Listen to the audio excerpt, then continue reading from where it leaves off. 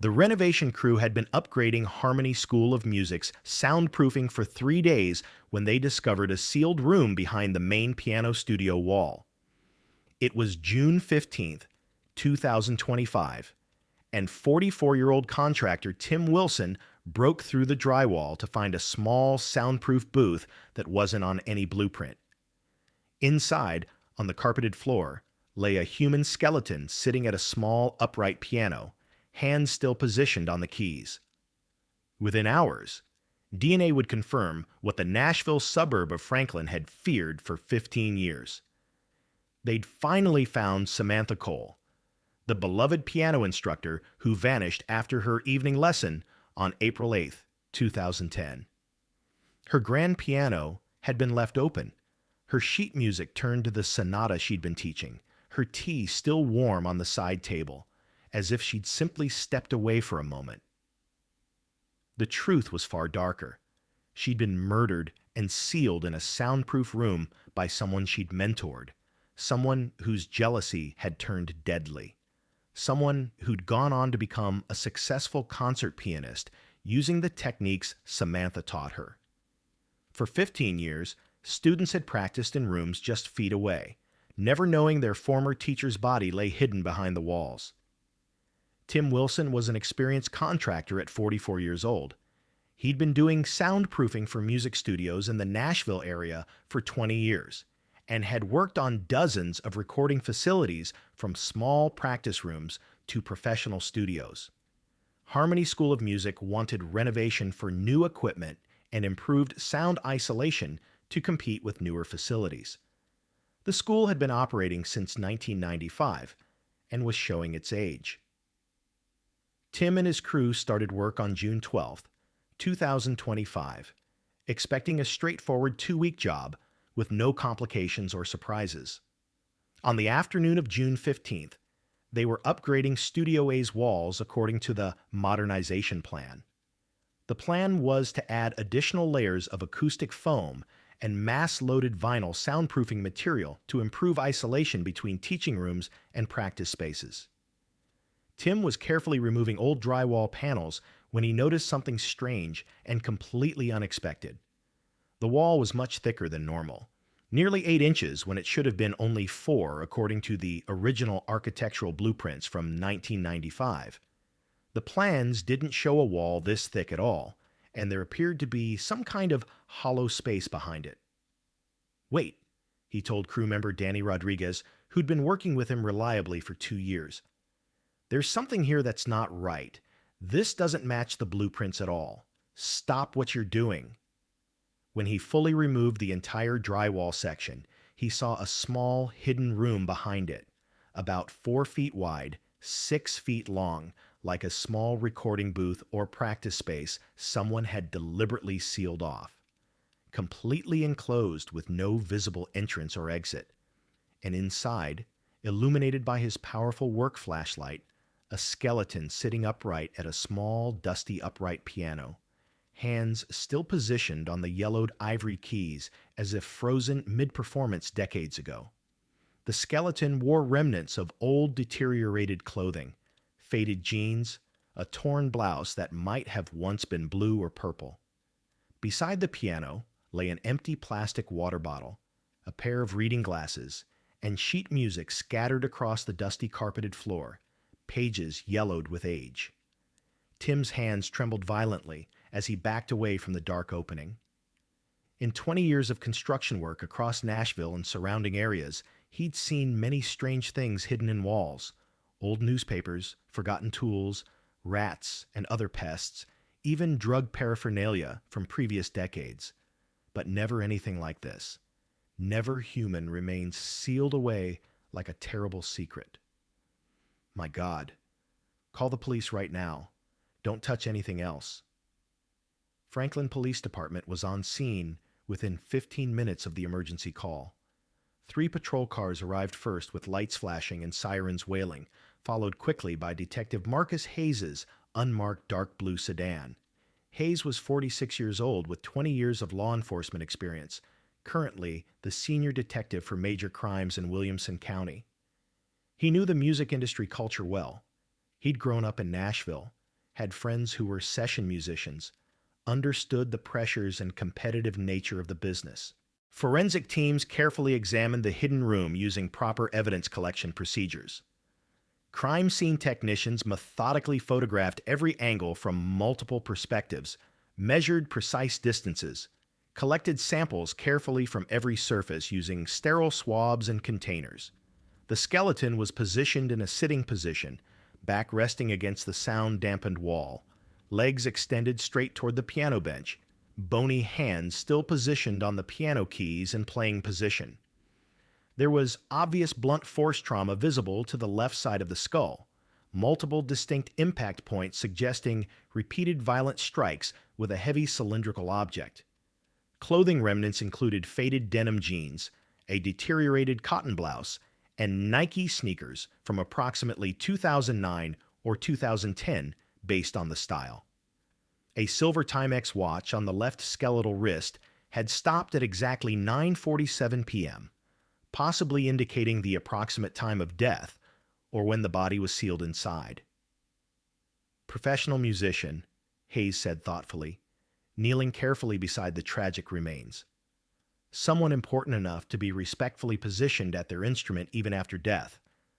Let's look thoroughly into this building's complete history. Find out everyone who's ever gone missing from here over the past 30 years. School administrative records were thoroughly examined over the next several hours by Detective Hayes and his team. The school had operated continuously since its founding in 1995, teaching hundreds of aspiring students classical piano, jazz, theory, and composition over 3 full decades of operation. There was one particularly significant unsolved missing person case in the files. Samantha Cole, 29 years old, talented piano instructor, disappeared mysteriously on April 8, 2010, and was never found despite extensive searches.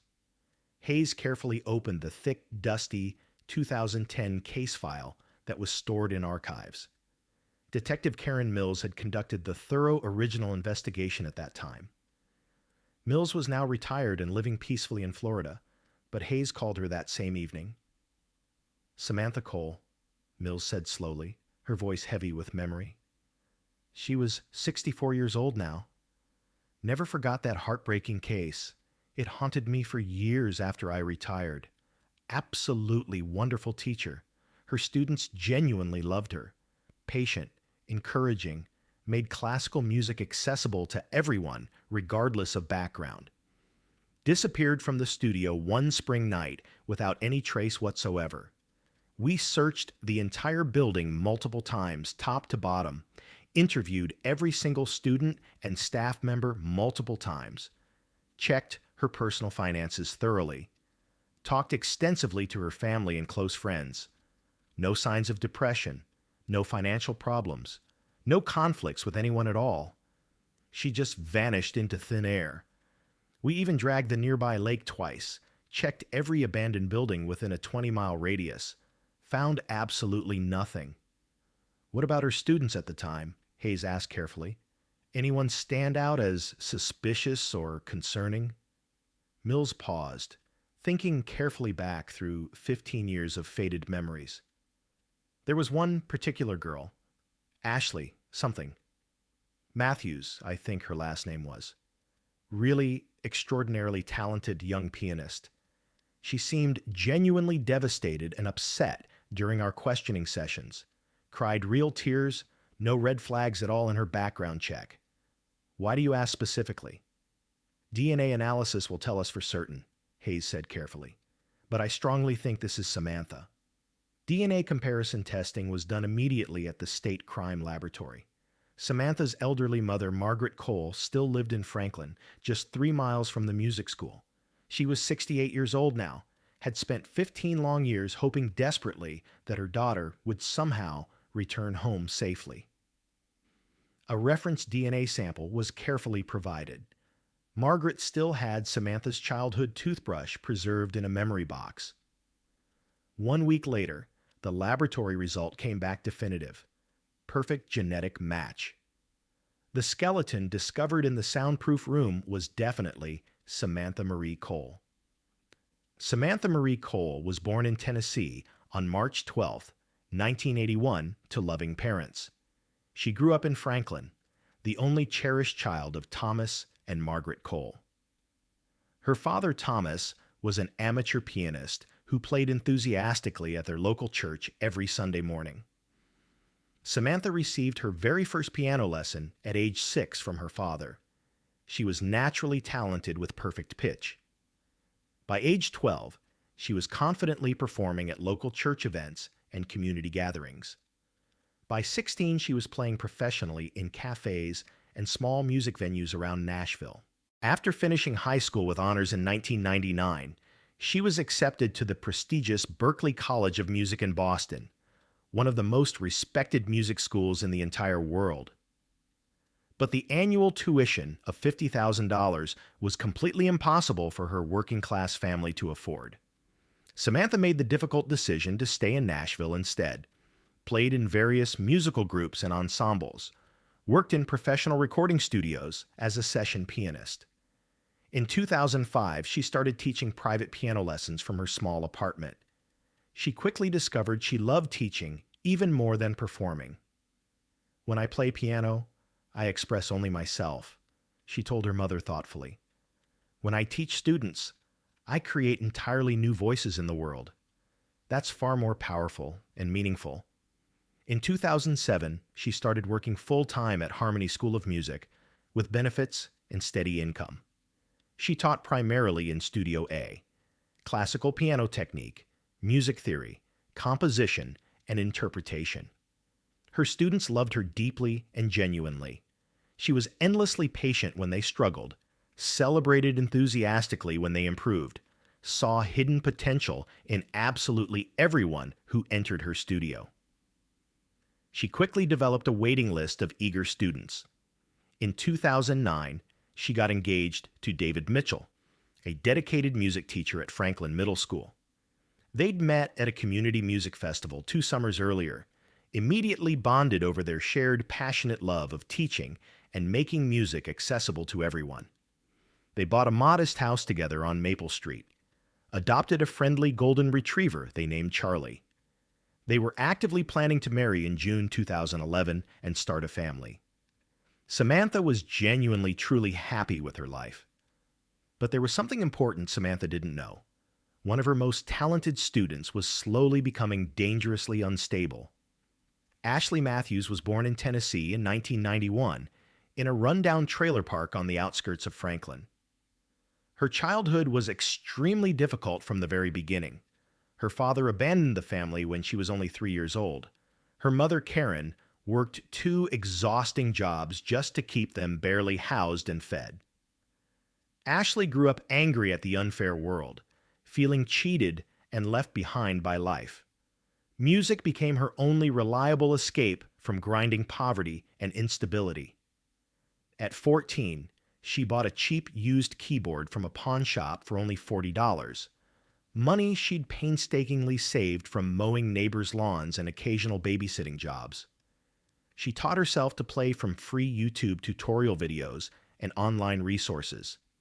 In 2007, at age 16, she started taking formal lessons at Harmony School. Her mother, Karen, scraped together money for just 1 lesson per week, sacrificing other necessities. Her assigned teacher was Samantha Cole. Samantha immediately recognized Ashley's raw natural talent. "This girl has genuine real potential," she told David excitedly. "Professional level, if we properly nurture it." Samantha did something she rarely did. She generously offered Ashley completely free extra lessons, meeting twice weekly instead of once, staying late after other students left, lending her much better quality instruments to practice with at home. Ashley developed rapidly under Samantha's patient expert guidance. But Ashley didn't just want to be technically good at piano. She desperately wanted fame. Rich, recognized, performing on big stages in front of thousands of adoring fans. Every single day, she intensely dreamed of major record deals, international concert tours, magazine covers, everything she'd never had growing up poor. She obsessively listened to success stories of young musicians who'd made it big at just 18 or 19 years old. Time felt desperately urgent and slipping away fast. Samantha consistently counseled patience and steady development. Ashley, raw talent alone isn't enough. You absolutely need experience, emotional maturity, time to develop your own unique artistic voice. Don't rush this important process. Ashley didn't listen to this advice. She constantly saw other pianists, significantly less talented in her opinion, but lucky, in the right place at the right time, getting opportunities she felt she deserved. Why not me? She'd think bitterly, resentment building steadily.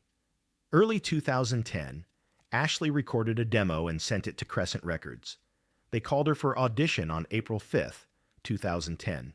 Ashley was ecstatic. The audition was with executive Jeff Carson. Ashley played 3 pieces. When finished, Carson shook his head. "You're technically very good, but there's no soul, no originality. Find your own voice." Ashley was devastated. She blamed Samantha entirely. April 8th, 2010, Thursday evening. Ashley came for her lesson at 8 p.m. Samantha greeted her warmly. The lesson lasted an hour. By 9 p.m., they were completely alone. "Perfect," Samantha said. "How did your audition go?" Ashley's face darkened. "I was rejected." "I'm sorry, but rejection is part of this. With time, Ashley interrupted angrily. "I'm ready now. I was rejected because I'm not original, because you taught me to play like you." Samantha was shocked. "Ashley, I gave you foundation. Finding your voice is your job." "Your job?" Ashley jumped up. "You're the teacher." "You ruined my life," Ashley screamed. "I have nothing because of you." Years of frustration exploded violently. Ashley grabbed the heavy microphone stand and struck Samantha's head viciously. The impact was sickening. Samantha fell. "Ashley!" Ashley struck repeatedly. Samantha collapsed. Blood pooled everywhere. Ashley panicked completely. What had she done? She checked Samantha's pulse. Nothing. Then an idea came. Hide the body permanently. Ashley dragged Samantha to the old unused booth, positioned her at the piano. She spent hours building a wall. By 5 a.m., she'd sealed everything. She cleaned thoroughly, left everything looking normal. Next morning, David called police. Samantha was missing. Security showed Ashley leaving normally. Police questioned her. No suspicion. Weeks passed. Searches found nothing. Ashley spoke at Samantha's memorial emotionally, but Ashley stole Samantha's private notebooks filled with compositions. In 2011, Ashley used Samantha's work for her demo. She got a contract.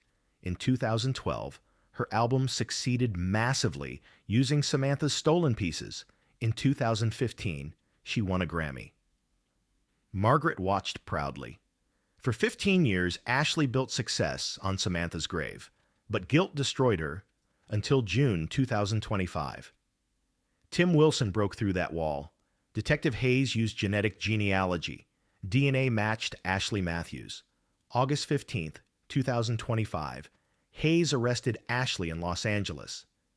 Ashley confessed everything completely. Every song was hers. My success is a lie. The trial ended with guilty verdict. Margaret spoke. Ashley built fame on my daughter's corpse. Judge sentenced life in prison. Ashley accepted her fate. Harmony renamed Studio A for Samantha. Her legacy lives on. If this story moved you, please subscribe and hit the like button. Comment where you're watching from and which case you'd like us to cover next.